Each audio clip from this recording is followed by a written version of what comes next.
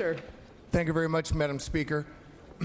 On September 24th in San Francisco, Judge Carlton, Judge Henderson, and Judge Reinhart will be making a decision about the future of the California Department of Corrections. And one of the evidential issues they'll be facing and weighing is the 3,300 vacancies of correctional peace officers in the California Department of Corrections, the thousands of other officer vacancies that exist around the state.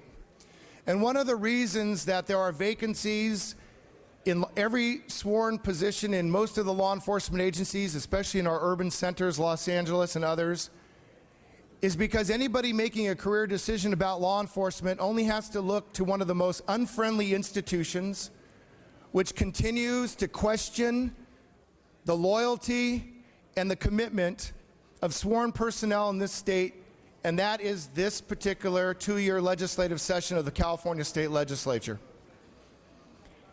A bill that is now on call with insufficient votes to pass, it may pass, but it's on call, is a bill that says we must record every interrogation because we've lost faith in law enforcement.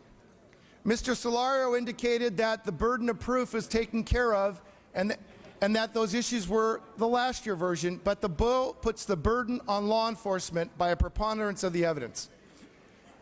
SB 756 says a field show-up where you line people up on the sidewalk and you have the victim drive by in a police car to see if that's the person that stole the purse or mugged the person or raped the victim, that is all in question.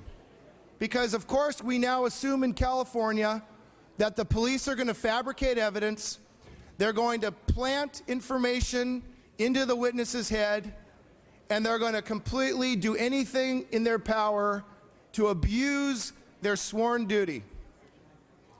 We have SB 110, which is on the third reading file, which wants a police commission to examine 275 statutes that apparently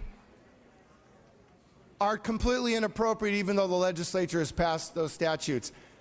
This bill in chief, SB 756, is not just one bill. If you vote for this, you are voting for a series of bills that were recommended by a committee chaired by John Vandekamp, which was appointed by the Senate without deliberation. It was a Senate Rules Committee that was appointed, quote unquote, on the fair administration of justice without a legislative approval or sign off by the governor. One House made a decision to give this recommending panel all this power on these recommendations. The bill's on call, the prior bill's on call for a reason. This bill should get a no vote. SB 110 should get a no vote, unless you put yourself in one of two camps, and let's be clear what they are. The one camp says we just don't trust law enforcement. It's a horrible career. We have no faith in you, those of you going through the academies or those in the field. We don't trust you. We don't put our faith in you, and we don't think you should make it a career in the state of California. Our correctional officers don't have a contract. So if you vote for this bill, it's not just this bill. It's every single bill which continues to be an assault on law enforcement. And I ask you to choose, because we're going to look at the record.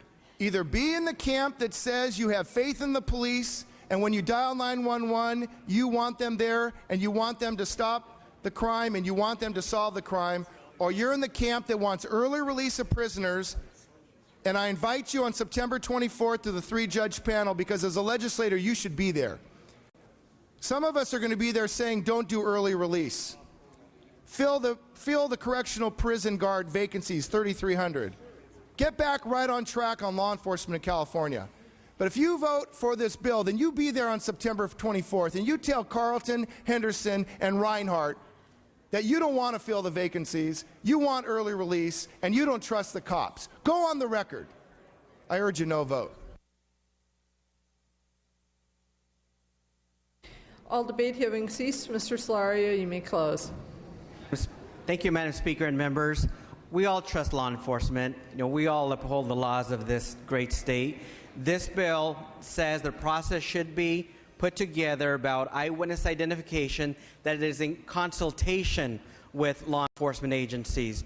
Those procedures would then be voluntary, and if there is anything that does require legislative actions, then future actions would come before us, but this bill does not do that. I ask for your aye vote.